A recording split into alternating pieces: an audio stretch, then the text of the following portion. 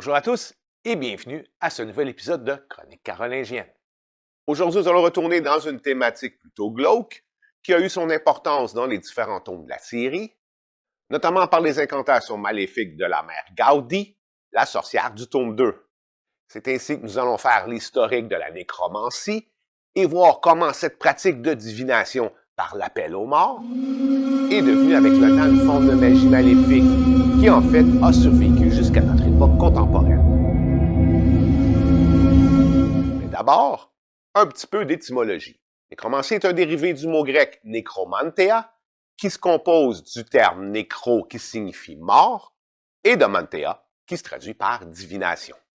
Ce qui évidemment nous donne la définition exacte du terme, soit la divination par les morts.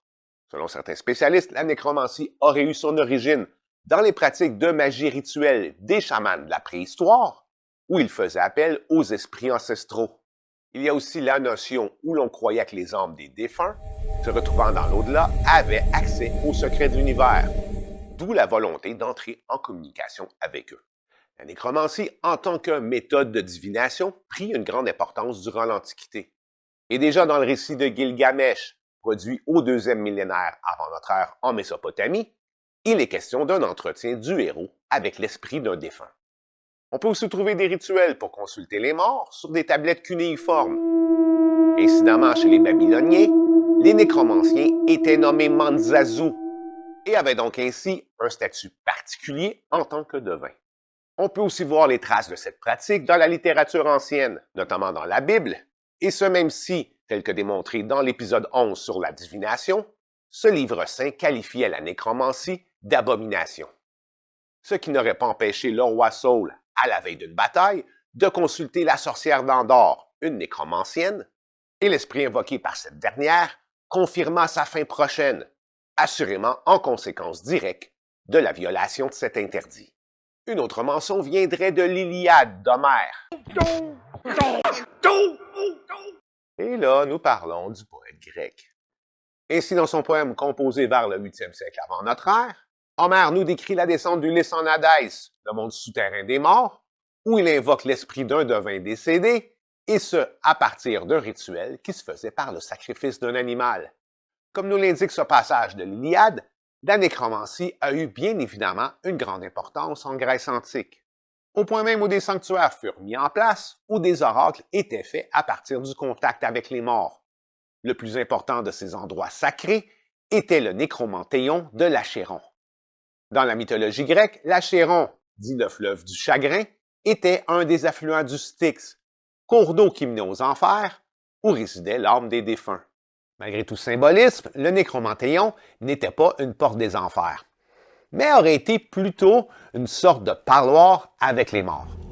Ainsi, les prêtres guidaient les pèlerins jusque dans les souterrains du sanctuaire, où ils étaient mis en contact avec l'âme des défunts, habituellement des membres de leur famille, à qui ils pouvaient poser des questions.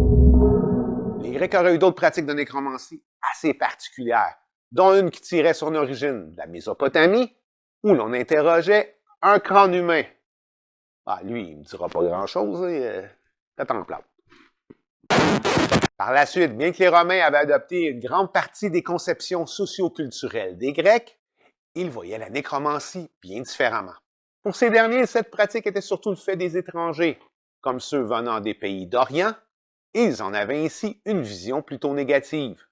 Ce qui n'aurait pas empêché l'empereur romain Néron, après avoir fait exécuter sa mère, d'employer un nécromancien perse pour prendre contact avec sa matriarche assassinée, et ce, dans le but de s'excuser pour son méfait. Enfin, il y a aussi le poète Lucain, qui dans un autre épisode nous a fait une description de la divination, qui fut forcé au suicide par Néron, personnage sensible, qui était jaloux de son talent. Cependant, avant son exécution, Lucain a eu le temps d'illustrer dans un de ses récits une session de nécromancie effectuée lors de la guerre civile entre César et Pompée.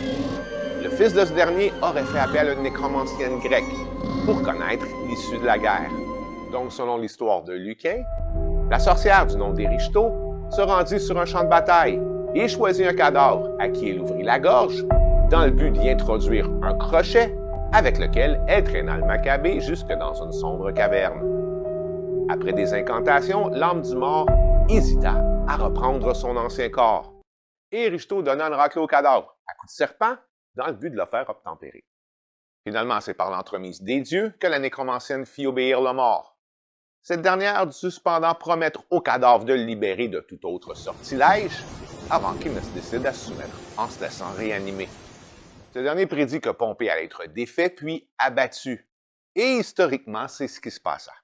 La session de divination étant terminée, Richeteau, conformément à sa promesse, fit brûler le cadavre pour que plus jamais il ne soit utilisé pour ce genre de maléfice. L'ensemble des détails lugubres de ce passage montre bien comment la nécromancie avait une image plutôt négative dans la société romaine. Et ce côté négatif se perpétua par la suite, au point où cette pratique sera définitivement bannie de l'Empire au 4e siècle de notre ère. Cependant, cette vision était bien différente dans les sociétés scandinaves anciennes. Comme on peut déjà le voir dans le poème norrois de la Voluspa, qui signifie la prophétie de la voyante, dans lequel le dieu Odin fait revenir à la vie une Volva, qui avait entre autres le rôle de divinatrice, pour ainsi lui poser des questions sur le destin de l'humanité. Cette dernière pouvait donc prédire l'avenir en contactant par le chant et les invocations les morts et les esprits ancestraux. Comme déjà mentionné dans d'autres épisodes, l'avènement du christianisme amena des changements radicaux, et ce tout autant dans les conceptions religieuses scandinaves que gréco-romaines. Si auparavant, lors de la pratique de la nécromancie, on considérait faire appel à l'esprit des morts, les chrétiens, eux, considéraient la résurrection comme étant l'œuvre de Dieu seul. Et ainsi, le nécromancien ne pouvait pas faire appel aux morts, mais plutôt aux démons, qui tentaient de les tromper en se faisant passer pour l'esprit d'un défunt. De ce fait, cette pratique fut condamnée par l'Église en tant que crime de maléficium, un mot latin désignant la magie maléfique. Un type d'accusation qui fut justement porté contre les Templiers, ce qui mena certains d'entre eux directement au péché! Voilà. Dès lors, la nécromancie s'apparenta à la magie noire, ou si vous aimez mieux, à la goétie. Ou dans les deux cas, l'invocation des morts ou des démons se faisait dans un cercle de protection. L'idée d'avoir à se protéger de l'influence du mort que l'on conjurait démontre la vision essentiellement négative qui était maintenant liée à cette pratique. Étonnamment, bien qu'au Moyen Âge, la nécromancie est devenue un rite obscur et clandestin, il aurait surtout été pratiqué par des gens instruits, notamment des ecclésiastiques, du fait qu'ils devaient se référer à des textes ésotériques en latin ou en hébreu pour avoir accès aux formules de conjuration.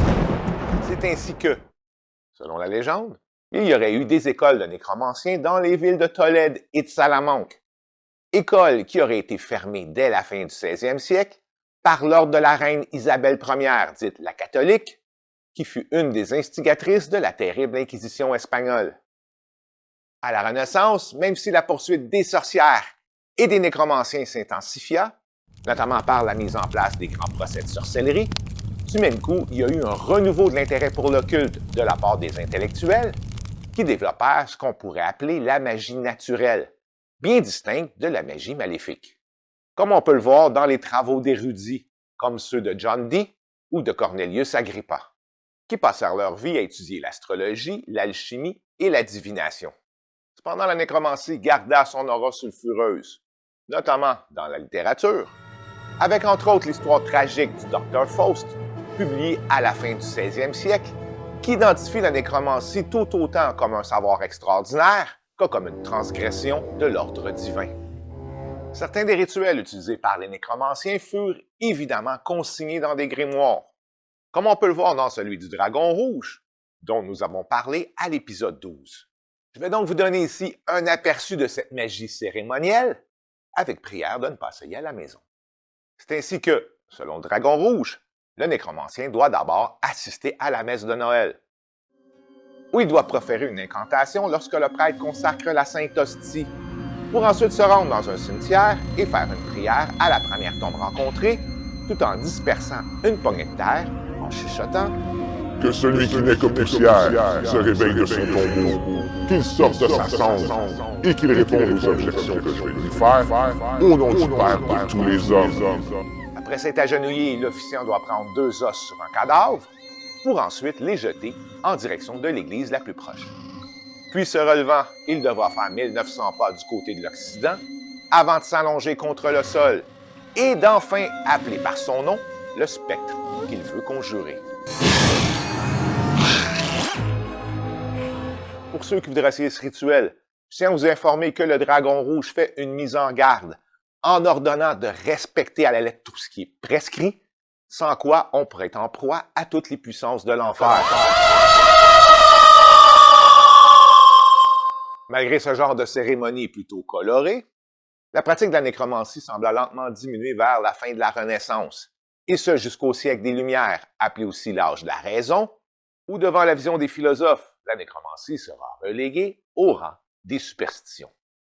Mais cette vision fut de courte durée, puisqu'au début du 19e siècle, ce renouveau de l'intérêt pour l'occultisme, dont je vous ai parlé dans d'autres épisodes, amena un véritable engouement pour la nécromancie, qui, sous un aspect pseudo-scientifique et de ce fait plus acceptable, prit le nom de spiritisme.